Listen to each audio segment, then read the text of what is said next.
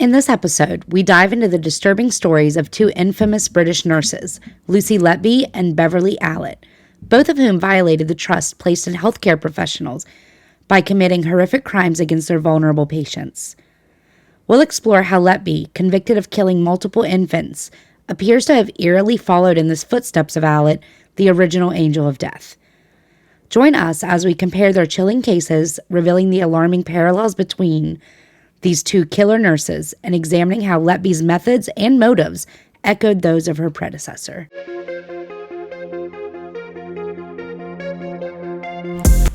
I'm Sammy. And I'm Nicole. And we are Spooky Sleuths.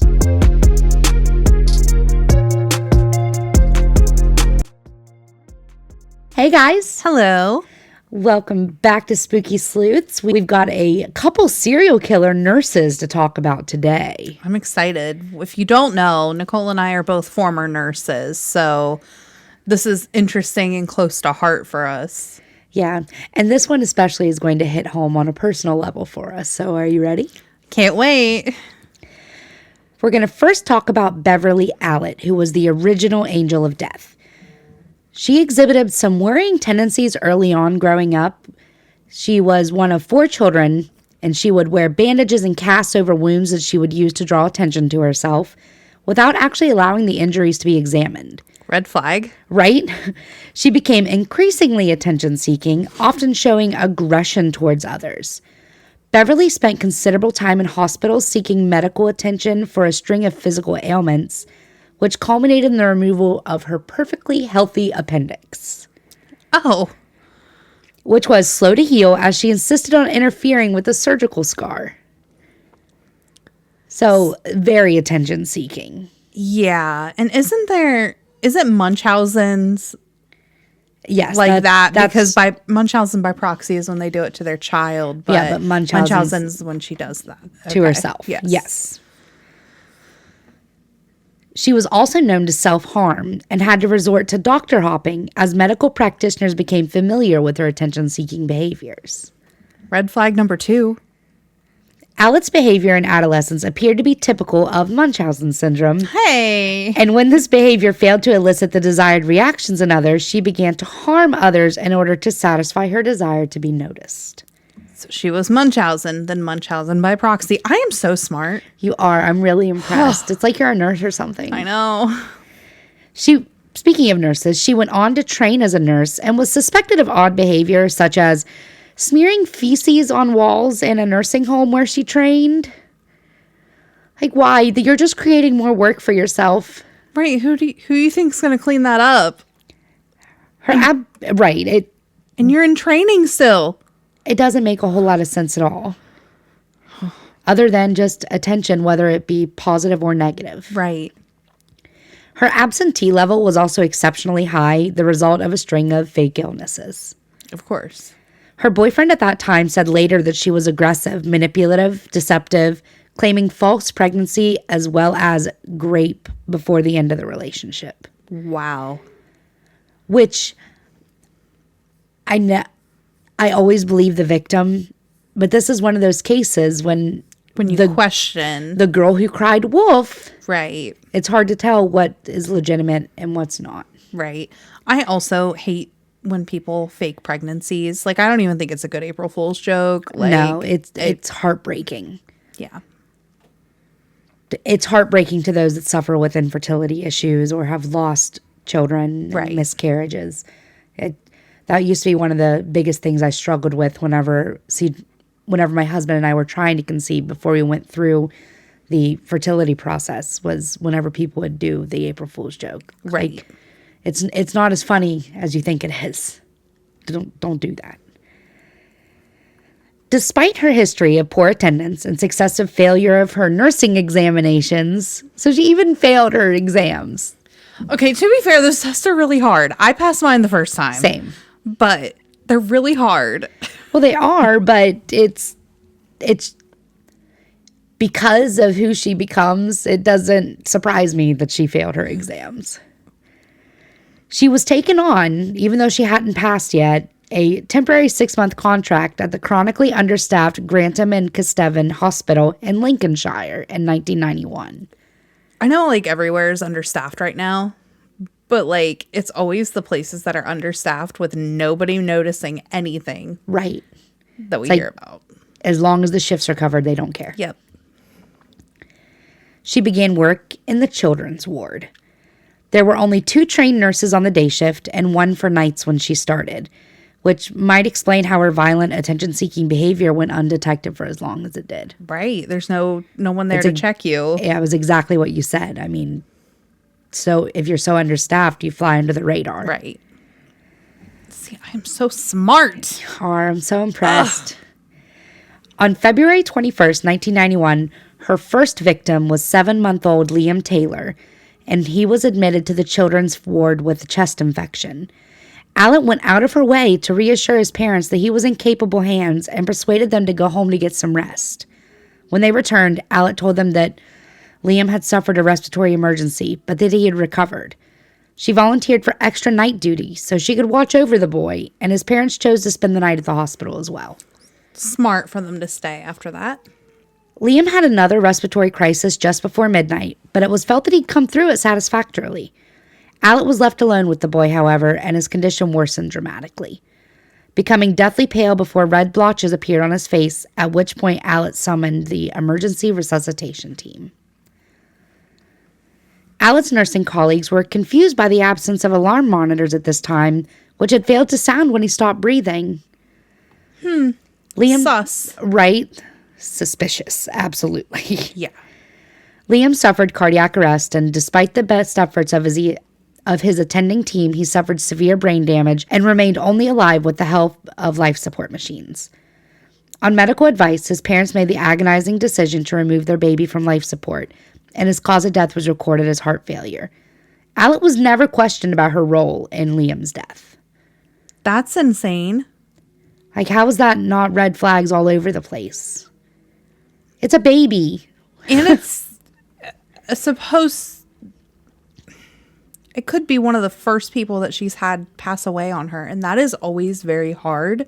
And I think you can tell a lot about a nurse, how they react to that too. Yeah, absolutely. If you can handle it or not. Yeah. Only 2 weeks after Liam's death, her next victim was Timothy Hardwick, an 11-year-old with cerebral palsy who was admitted following an epileptic episode on March 5th, 1991. Allitt took over his care and, again, following a period when she was alone with the boy, she summoned the emergency resuscitation team.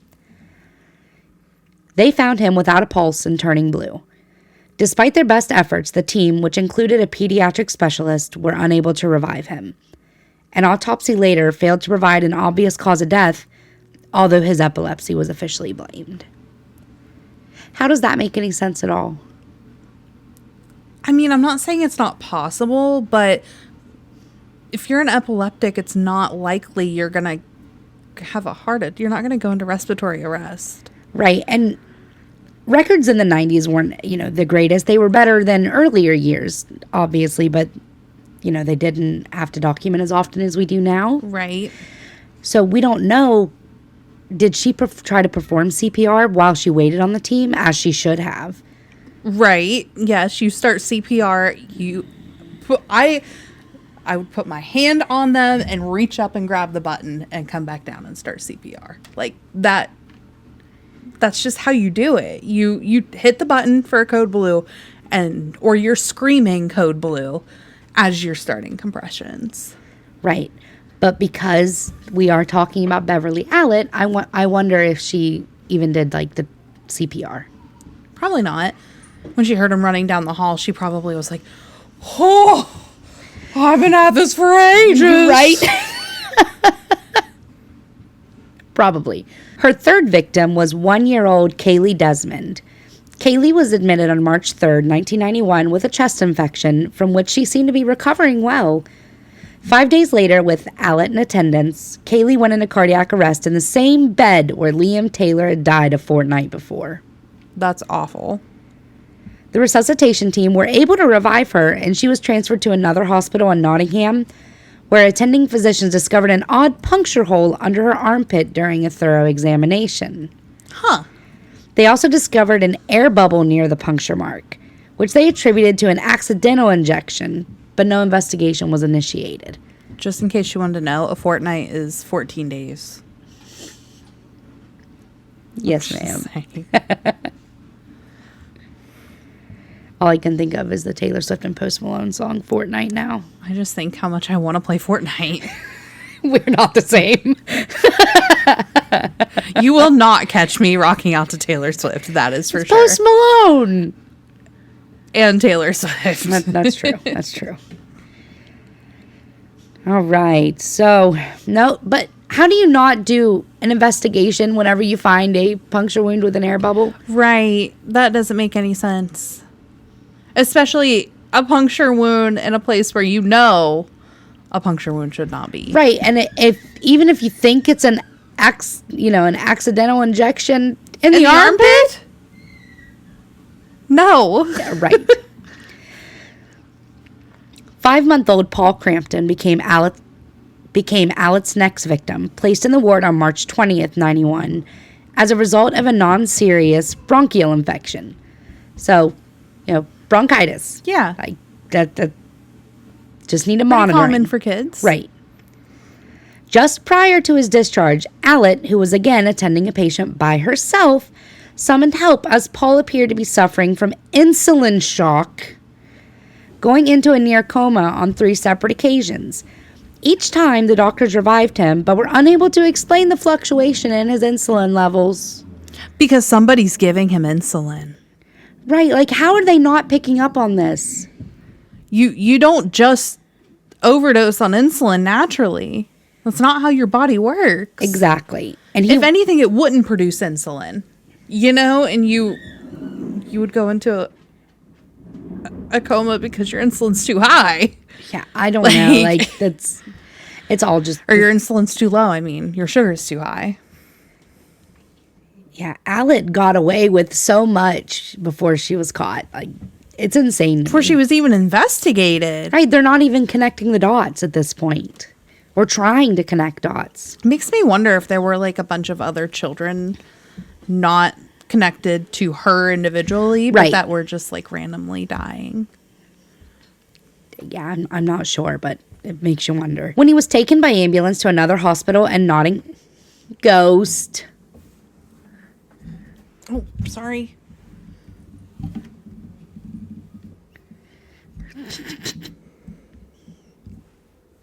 Thanks, Ghost. When he was taken by ambulance to another hospital in Nottingham, Allitt rode with him. He was again found to have too much insulin. Oh, shocker. Paul was extremely fortunate to have survived the ministrations of the angel of death. Like, he's the only one that didn't die. Right. So far, anyways. The next day, 5-year-old Bradley Gibson, a pneumonia sufferer, went into unexpected cardiac arrest. But he was saved by the resuscitation team. Subsequent blood tests showed that his insulin was high, which made no sense to the attending physicians. Attendance by Allitt resulted in another heart attack later that night, and he was transported to Nottingham, where he recovered. Despite this alarming increase in the incidence of unexplained health events, all in the presence of Allitt, no suspicions were aroused at this time, and she continued her spree of violence unchecked. That is wild to me. We're now in March 22nd of 1991. 2-year-old victim Yik Hoon Chan turned blue and appeared in considerable distress when Allitt raised the alarm, but responded well to oxygen. Another attack resulted in his transferal to a larger hospital in Nottingham, where he recovered. His symptoms were attributed to a fractured skull, the result of a fall. A 2-year-old falling so hard that they fractured their skull?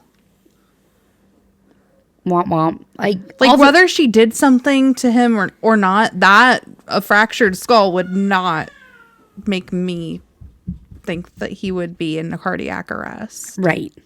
Or cardiac distress. Respiratory distress, I mean.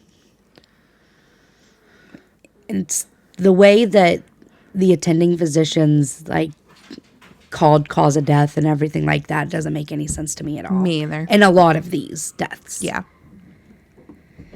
Allitt next turned her attention to twins Katie and Becky Phillips, just 2 months old, who were kept in for observation as a result of their premature delivery. A bout of gastroenteritis, which is a stomach bug, brought Becky into the ward on April 1st, 1991, when Allitt took over her care. 2 days later, Beverley Allitt raised the alarm, claiming that Becky appeared hypoglycemic and cold to the touch, but no ailment was found. Baby Becky was sent home with her mother. Well, at least she got to go home. During the night, baby Becky went into convulsions and cried out in apparent pain, but when a doctor was summoned, they just suggested she had colic. The parents kept her in their bed for observation, and she died during the night. Despite an autopsy, pathologists could find no clear cause of death. Becky's surviving twin, Katie, was admitted to Grantham as a precaution, and unfortunately for her, Beverley Allitt was again in attendance. It wasn't long before she was again summoning a resuscitation team to revive baby Katie, who had stopped breathing. Efforts to revive Katie were successful, but 2 days later she suffered a similar attack, which resulted in the collapse of her lungs.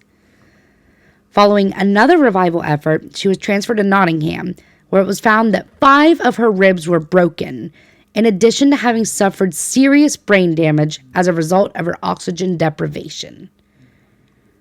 How are you breaking a 2-month-old baby's ribs? I don't know. Like, they're so durable, like... And that's kind of like with the skull. Like, I mean, you have an almost 2-year-old. You know that their skulls aren't... Like, she falls all the time. Her skull is not fractured. Right. A normal fall does not do that to a baby. A normal fall wouldn't cause a baby's ribs to break. And in a supreme twist of irony, Katie's mother was so grateful to Allitt for saving her baby's life that she asked her to be Katie's godmother. Allitt accepted willingly, despite having inflicted partial paralysis, cerebral palsy, and sight and hearing damage on the infant. Like, how do you do that? 4 more victims followed, but the high incidence of unexplained attacks in otherwise healthy patients and Allitt's attendance during these attacks finally caused suspicions to be raised at the hospital. We only have like 15 dead kids. Let's make sure we finally now look into it. Right. It's ridiculous. And if not deceased children, severely like hurt. Like, right. She caused so much harm. Allitt's violent spree was brought to an end with the death of 15-month-old Claire Peck on April 22nd, 1991, an asthmatic who required a breathing tube. While in Allitt's care for only a few minutes, the infant suffered a heart attack. The resuscitation team revived her successfully, but when, again, alone in Allitt's presence, baby Claire suffered a second attack from which she could not be revived. Although an autopsy indicated that Claire had died from natural causes, an inquiry was initiated by a consultant at the hospital, Dr. Nelson Porter, who was alarmed by the high number of cardiac arrests over the previous 2 months in the children's ward. You don't say. An airborne virus was initially suspected, but nothing was found.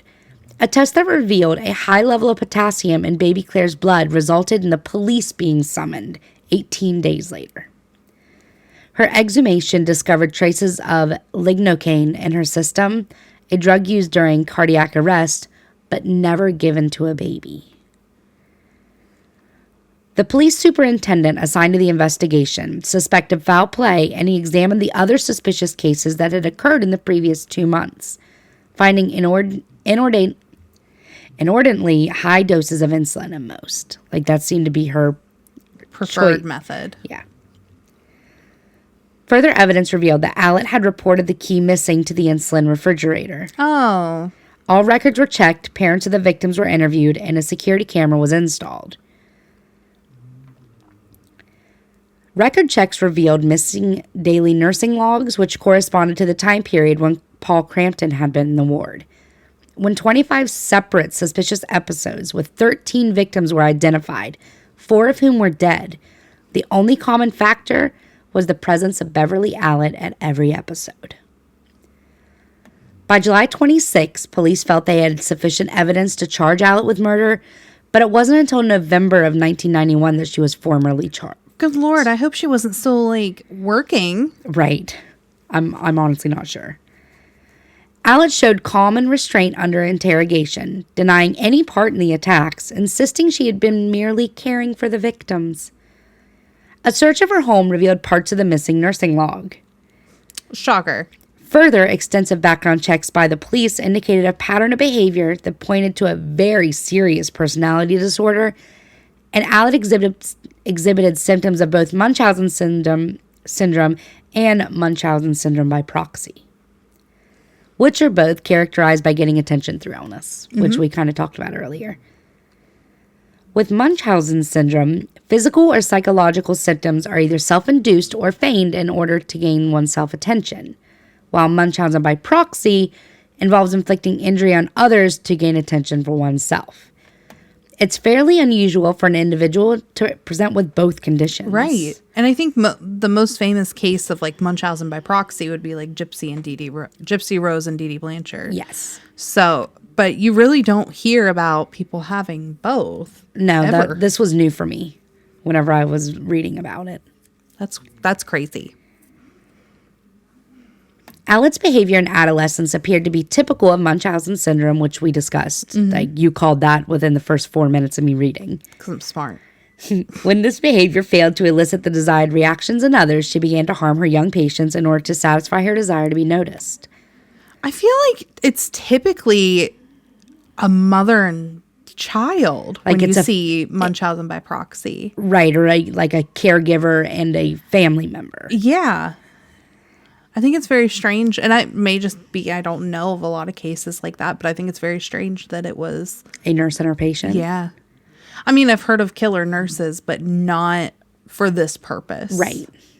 I understand what you're saying. I mean, I don't know personally a lot of killer nurses. I want to clarify that. Sammy's got a gang of killer nurses. Despite visits and assessments by a number of healthcare professionals while in prison, Allitt refused to confess what she had done. After a series of hearings, Allitt was charged with 4 counts of murder, 11 counts of attempted murder, and 11 counts of causing grievous bodily harm. As she awaited her trial, she rapidly lost weight and developed anorexia nervosa, a further indication of her psychological problems. Right. After numerous delays due to her illnesses, right, which she had wound up losing 70 pounds. That's a lot. That is. She went to trial at Nottingham Crown Court on February 15th, 1993, where prosecutors demonstrated to the jury how she had been present at each suspicious episode and the lack of episodes when she was taken off the ward. Evidence about high readings of insulin and potassium in each of the victims, as well as drug injection and puncture marks, they were also linked to Allitt. She was further accused of cutting off her victims' oxygen, either by smothering or by tampering with machines. Her unusual behavior in childhood was brought to light, and the pediatrics expert, Professor Roy Meadow, explained Munchausen syndrome and Munchausen's by proxy to the jury, pointing out how Allitt demonstrated symptoms of both, as well as introducing evidence of her typical post-arrest behavior and high incidence of illness, which had delayed the start of her trial. Right. Which, it's crazy to me that, such a long delay, but really, she was arrested in 91 and she's being tried in 93. That's not horrible anymore. Some people wait years on years to even see a courtroom. Right. It can sometimes take a really long time just to get a bail hearing. Right. It was this professional's opinion that Beverley Allitt could never be cured, making her a clear danger to anyone with whom she might come in contact. The trial lasted nearly 2 months, and Allitt attended only 16 days of which due to continued illness. Wow. She was convicted on May 23rd of 1993 and given 13 life sentences for murder and attempted murder. Good. I thought you were going to say 13 years. No, 13 life sentences. It was the harshest sentence ever delivered to a female, but according to Mr. Justice Latham, It was commensurate. This was clearly commensurate. Yeah. It was commensurate with the horrific suffering of the victims, their families, and what she had brought upon nursing as a profession. Like, he hit her with that book hard. Yeah. Which is... good. Yeah. Surprising. Because she took away all of those children's futures. So she should have to suffer for what would be their lifetime. Yes, ma'am. The impact of Allitt's case on the hospital, Grantham and Kesteven Hospital, was so severe that the maternity unit was closed down altogether, as it should be. Yeah. Rather than going to prison, Allitt was incarcerated at Rantham Secure Hospital in Nottingham, a high-security facility housing mainly individuals detained under the Mental Health Act. As an inmate at Rampton, she began her attention-seeking behavior again, ingesting ground glass and pouring boiling water on her hand. Oh. She is subsequently admitted to 3 of the murders of which she was charged, as well as 6 of the assaults. The appalling nature of her crimes has placed her on the Home Office list of criminals who will never be eligible for parole. Good. Right? As we delve into Beverley Allitt's shocking actions in the 90s, you can see the devastating impact of a nurse abusing their trusted role. Decades later, it seemed this nightmare was a horrifying anomaly. Until Lucy Letby emerged, echoing the same disturbing traits. Just as Allitt betrayed her young patients, Letby would follow, targeting infants in her care.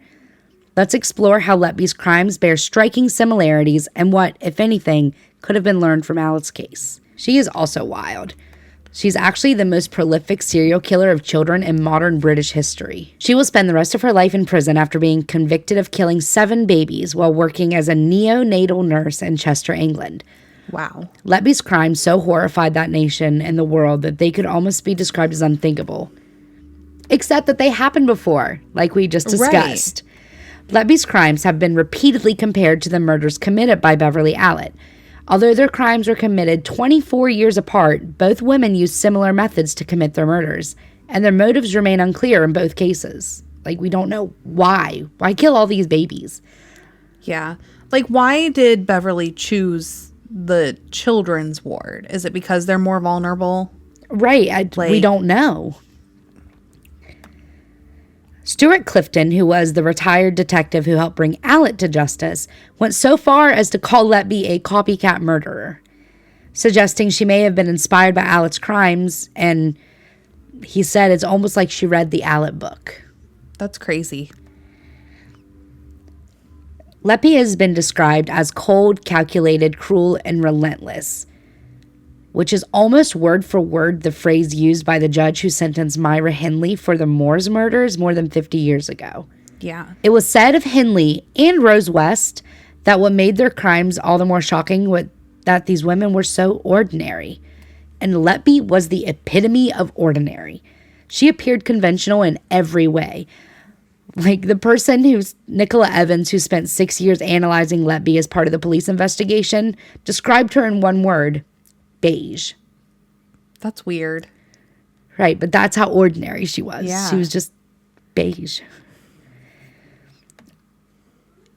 Elrian Powell, the hospital's neonatal unit manager, was one of the first members of staff to notice that Letby was on duty when babies began deteriorating suddenly in June of 2015. Powell was fond of Letby, and unlike some colleagues, judged her as an exceptional nurse who was extraordinarily hardworking, flexible, and committed. She was very particular with her attention to detail. Unlike with Hindley and West and some other serial killers, there was never a suggestion that Letby had suffered a brutal childhood. It was the opposite.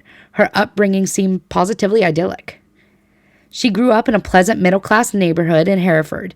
She went to the comprehensive Aylestone School up to the age of 16, followed by Hereford's sixth form college, which includes pop star Ellie Goulding among its alumni. Oh. Her parents are John and Susan Letby, and they clearly doted on her. She was their only child and the first in the family to go to university. They had hated that their only daughter stayed in Chester, 100 miles away from them after university, and worried that she lived alone. The local community had offered support to her parents where they could. Neighbors were surprised and just felt very sad for the Letbys, including Lucy. Like, that's how close this family was. Yeah. That, like, the neighbors felt like they had to step in to console the parents. Yeah. And this is before she's even committing murders. This is just because she went to school and is working. Detectives admit that they may never know what turned this beige young nurse into a baby killer. This is completely unprecedented, and that there doesn't seem to be anything to say that explains why she committed these crimes.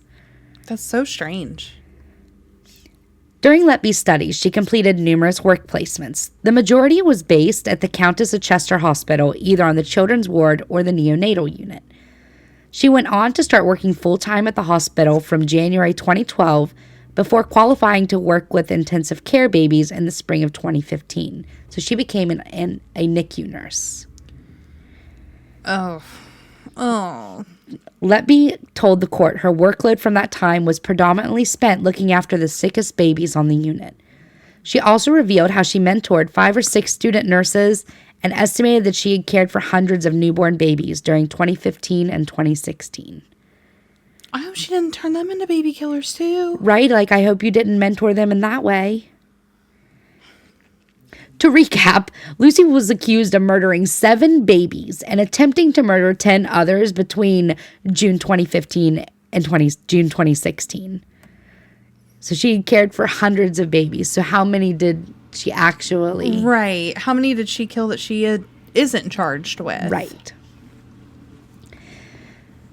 So because this case is so recent and they, have just finished everything, we don't have names of the babies. So I'm going to call them baby A, B, and go through a lot of the alphabet, unfortunately. Okay. Letby's first victim was a twin boy who was born and died in early June 2015. He was premature, delivered by cesarean section at 31 weeks, and admitted to the neonatal unit's intensive care room, the NICU. The little boy was stable and breathing without oxygen support on June 8th.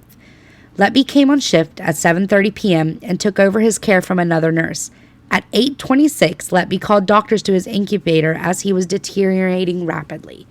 So this baby that didn't have any issues other than being premature is deteriorating rapidly. But babies can flip on a dime, especially in the NICU. I mean, I could see why that first one may not be suspicious, because that's why I would never work with babies or children, because they can turn so fast. For no reason. Yes. So I get the first one in this situation where it's a NICU baby, not in Beverly's case. Yeah. But this is understandable. Despite resuscitation attempts, and we don't mean understandable and it's understandable Lucy murdered, understandable and why it didn't cause alarm. For the first one. Yes. Now, if it keeps happening, then I would suspect something. Despite resuscitation attempts, baby A was dead by 8:58. So within an hour and a half. That's crazy. Of Lucy coming on shift. He died as a result of a deliberate injection of air into his bloodstream. According to medical experts, the key symptoms of air injection is a rapid and inexplicable collapse that does not respond to treatment, accompanied by the appearance of an unusual skin rash. Okay, well, I would find that suspicious. Right. In the case of baby A, several medics noted patches of pink over blue skin that seemed to appear and disappear. In a postmortem x-ray, there was a line of gas in front of the spine, something that was described as unusual and consistent with, but not diagnostic of, having air being administered. It would be reasonable to conclude that air in baby A's circulation was most likely caused by the administration of air through one of the tubes connected to the baby. That is horrible. The twin sister of baby A collapsed 28 hours after the death of her brother in the early hours of June 10th. She had required some resuscitation at birth, but recovered quickly and stabilized. So she was a little bit worse off. Right. At first. At about 12:30 a.m. on June 10th, though, baby B's heart rate suddenly dropped and her alarm monitor sounded. Letby, along with other medics, attended to the infant. It was noticed during resuscitation that baby B had purple blotches and white patches all over her body.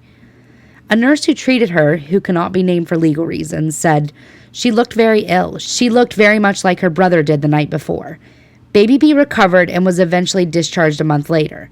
Medical experts agreed that Baby B was subjected to some form of sabotage and she may have been injected with a dose of air. So she went after both twins of this That is family. horrible. I mean, it's horrible to kill any child, but you're going to take two away? Within days of each other. Lucy's third victim, Baby C, was a premature baby boy who weighed just about 1 pound and 12 ounces or 800 grams when he was born. Despite his prematurity, medics recorded that he was in good condition and stable for how small he was. Mm-hmm. He was being kept in Nursery 1, the highest priority section of the NICU, for close observation when on the night of June 13th, he suddenly stopped breathing. Letby caused the boy's collapse at about 11:15 p.m. by injecting air into his stomach via a nasogastric tube. This is just insane.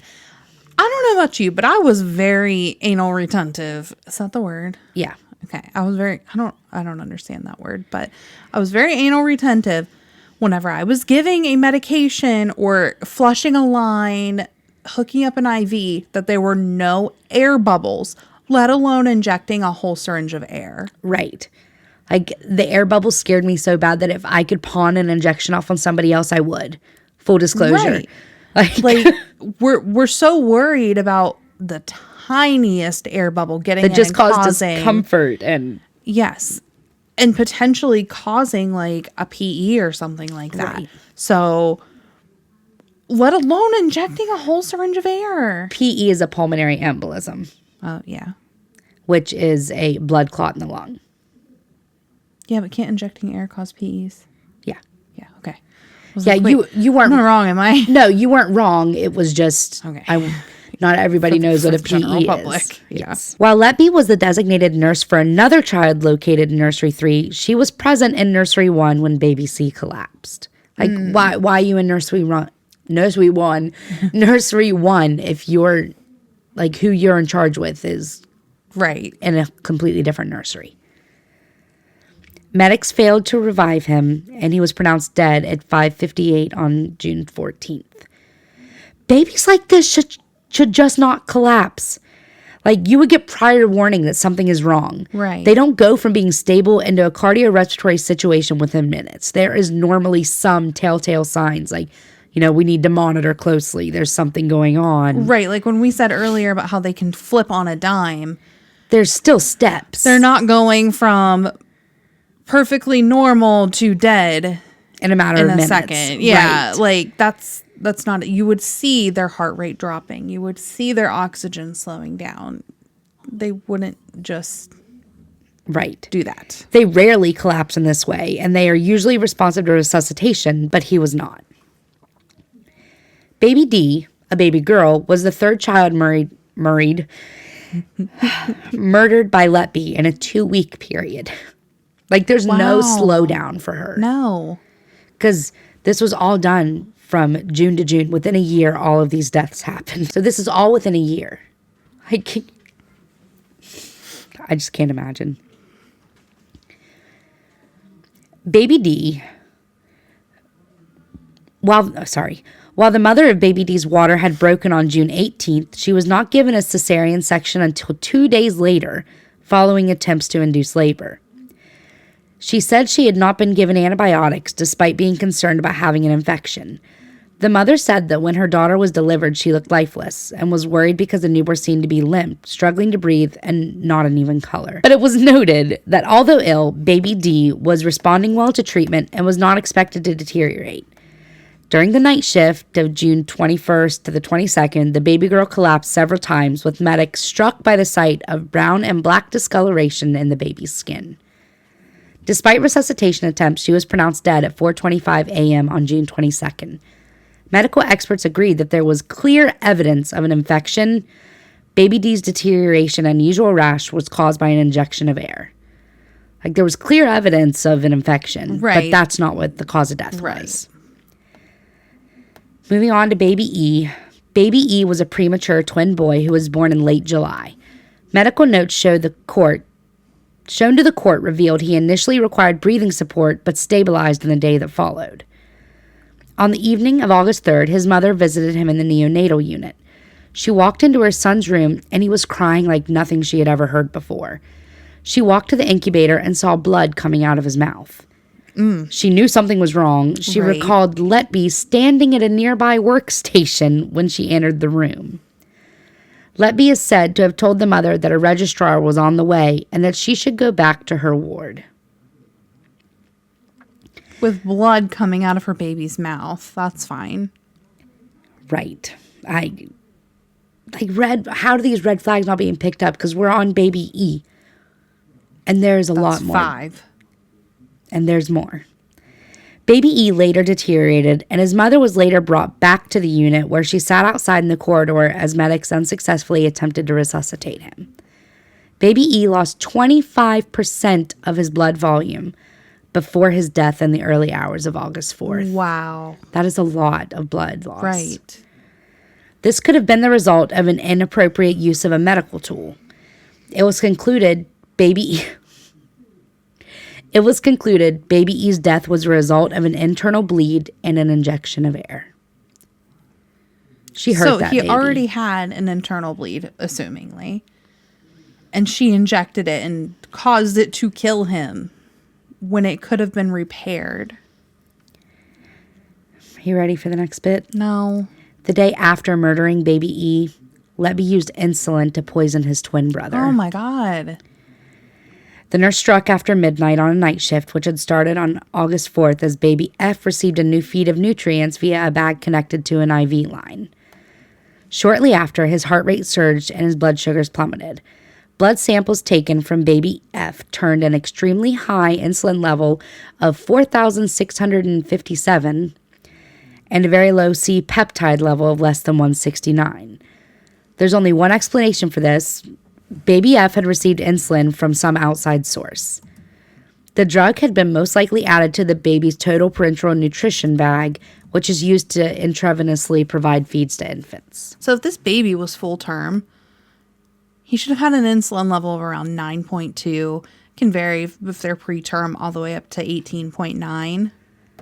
And with being a twin, probably was preterm. Probably. So somewhere in there is what it should have been. Not over 4,000. No. Baby F eventually did make a full recovery after a decision was made in the early evening to stop giving him nutrients from the second stock bag. That's crazy. So she was just going to keep pumping him full. Yeah. That's horrible. Baby G was the most premature of all babies in this case, weighing just 535 grams or 1 pound, 3 ounces. Oh, I could fit in your hand. I know. She had a number of septic or suspected septic episodes requiring antibiotics and received 9 blood transfusions in the weeks after her birth. In mid-August, she was transferred from Era Park Hospital to the Countess of Chester's NICU. She was clinically stable up until September 7th. Medics noted the baby had projectile vomited at about 2 a.m. and her abdomen appeared purple and distended. Her oxygen levels dropped and she stopped breathing several times over the next few hours. She did respond to breathing support on ventilation. Letby overfed baby G with milk through a nasogastric tube or injected air into the same tube. Baby G now has quadriplegic cerebral palsy and requires round-the-clock care. That is insane. Right? With being that premature, that she may already unfortunately have been afflicted with the cerebral palsy, but we don't know that for sure. Right. And overfeeding a baby like that? Why? It's not how any of this works. Like, their bellies are only this big. Right. Which this big is like a grape. Like, they're small. Right. Baby H was a premature baby girl who was delivered via cesarean section in September 2015 at Countess of Chester. Soon after birth, she had breathing difficulties and was transferred to Nursery 1, which is, the part of the NICU that's the most intense. This case was complicated by the suboptimal treatment given to baby H. namely that there was an unacceptable delay in intubating her and administering medicine to help her lungs. Additionally, when baby H was put on a ventilator, she was left with butterfly needles in her chest for prolonged periods, which may have punctured her lung tissue. Jeez. Lucy first attacked baby H in the early hours of September 26th, and then again the following morning after the infant's designated nurse had temporarily left the intensive care room. So all that was before Lucy even got to her. Right. Okay, well, that explains a lot about this hospital. Right. Jurors found Letby not guilty of the first charge with this baby because they were unable to reach a verdict on the second because the baby suffered so much maltreatment. Right. Before she even got involved. Who did that one? Right.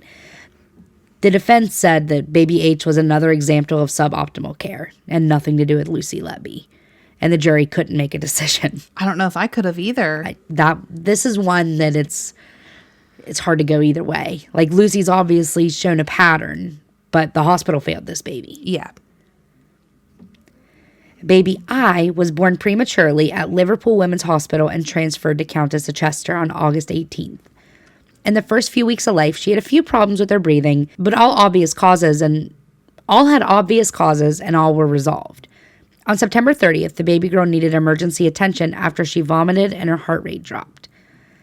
Baby I suddenly collapsed again on October 13th and 14th before a fatal deterioration on the 23rd of October.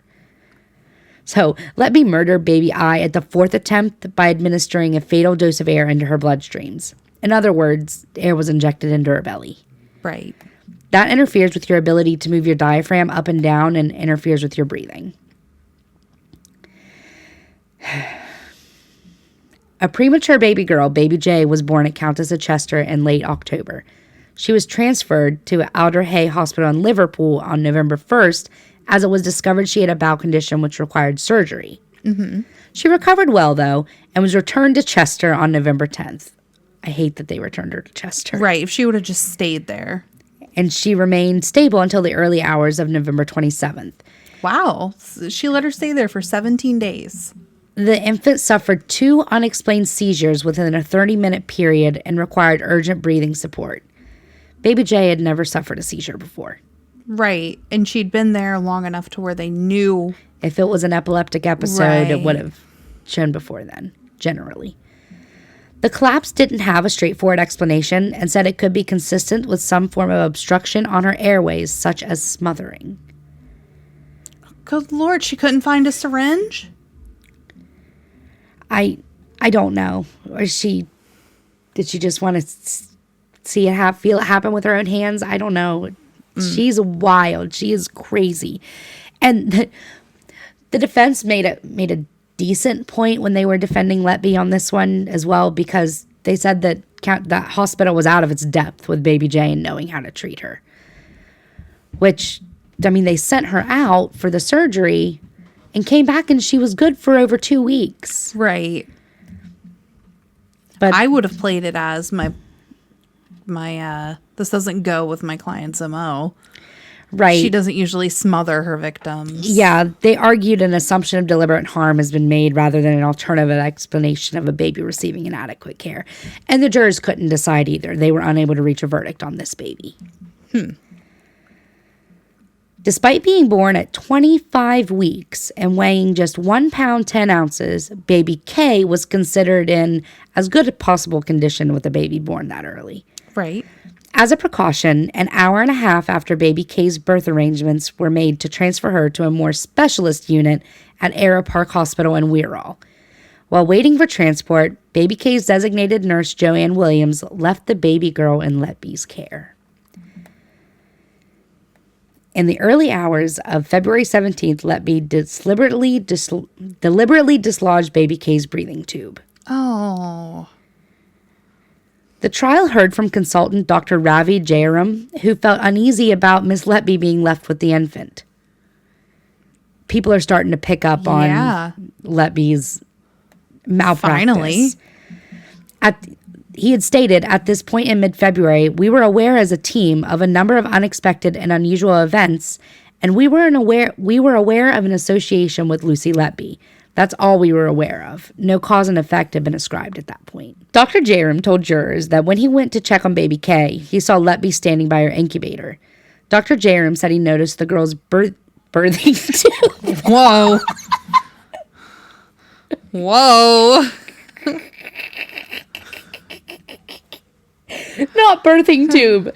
Oh my. Oh. He noticed the girl's...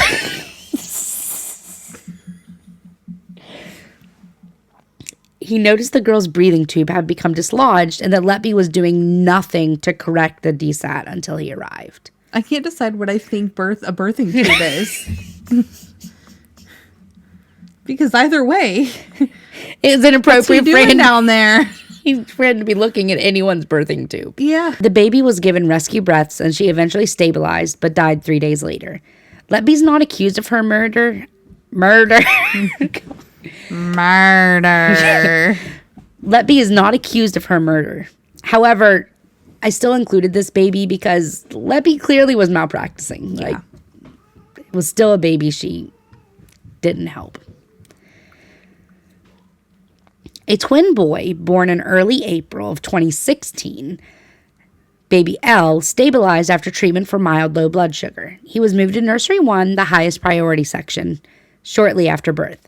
Letby was caring for 2 other babies in the nursery on a day shift on April 9th.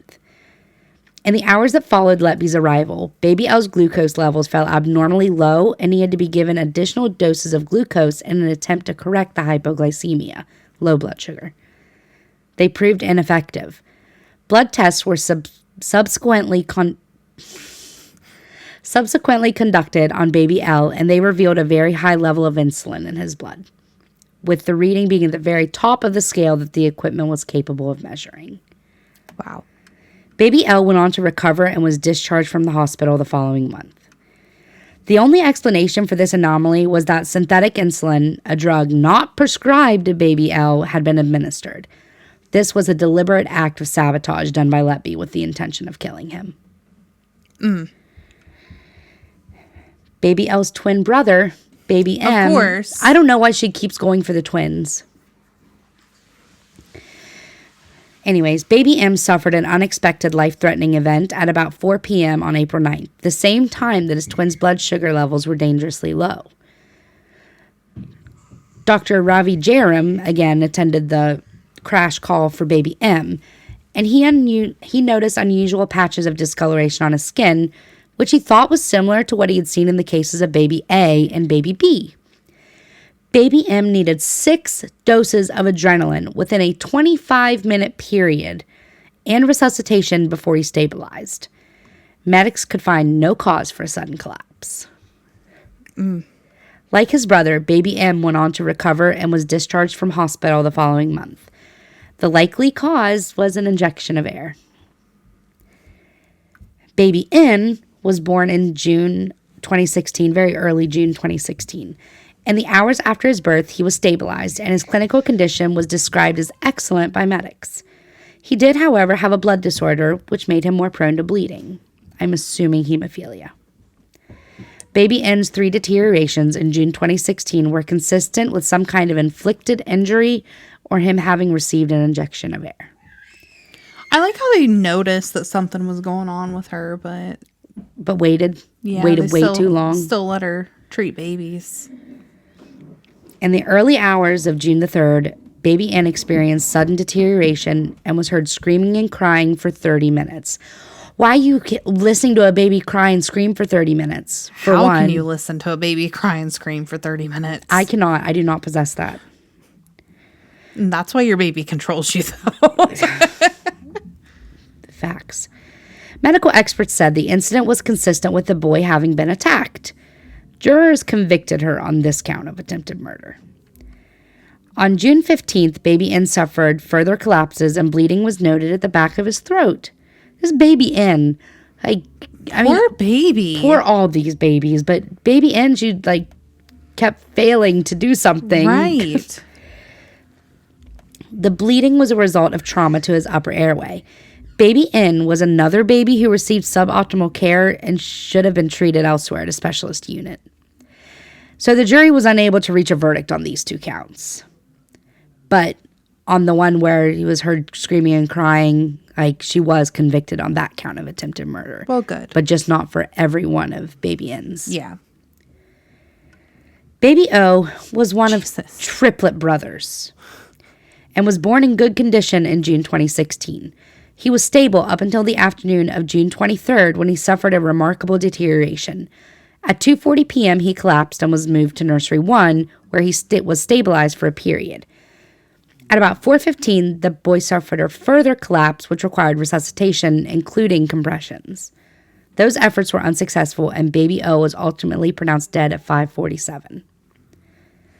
A post-mortem examination found unclotted blood in his body from a liver injury, and a coroner certified death on the basis of natural causes and intra-abdominal bleeding. What natural causes?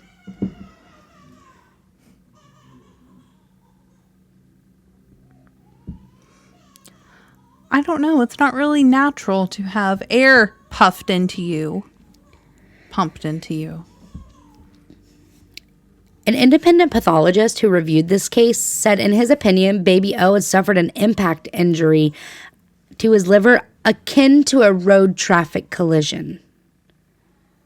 What did she do to that baby? I don't know, but whenever I was researching earlier and read that statement, I told you I was triggered. Yeah. Medical experts said that the boy died due to a combination of air being injected into his bloodstream and the injury to his liver. Baby P was Baby O's triplet brother and was in the same room as him on the neonatal unit. Of course. After the death of his brother, he was put under close observation as a precaution. At 9:35 a.m. on the 24th of June, the baby boy was reviewed by a registrar and found to be self-ventilating in air and was stable. 15 minutes later, he collapsed and required breathing support. Jesus. Baby P collapsed several more times before being pronounced dead at 4 p.m. after 45 minutes of unsuccessful resuscitation attempts. The collapses were consistent with an additional amount of air being given to this baby during the morning of June 24th. She killed 2 of 3 babies, of triplets. I mean, I guess thank goodness the third wasn't in there, because that would have been another one on her list.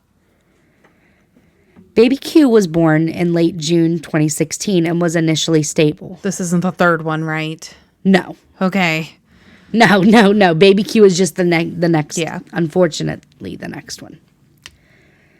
The infant. The infant deteriorated and needed breathing support shortly after 9 o'clock on June 25th. Letby injected air and fluid into the boy's stomach via a nasogastric tube in an attempt to kill him. Vomit found on Baby Q on the morning of June 25th was evidence that liquid had been given to him by someone. The subsequent respiratory problems experienced by the baby were likely caused by the fluid, which placed pressure on his diaphragm and prevented him from breathing normally. Letby was found guilty of killing 7 infants, 5 boys and 2 girls, while they were in her care in the neonatal unit of Chester Hospital in 2015 and 2016. She faced a total of 22 charges related to those deaths, as well as the attempted murder of 10 more infants. During her trial, which began in October 2022, several colleagues testified to witnessing unusual behavior with the former nurse. She was eventually convicted of 14 of those possible 22 counts. She was sentenced to life in prison and is considered one of the most prolific child killers in UK history. That is crazy. Now, I'm sure you guys have kind of picked up on this, but there are several pointed connections between Beverley Allitt and Lucy Letby. They had their profession and position of trust.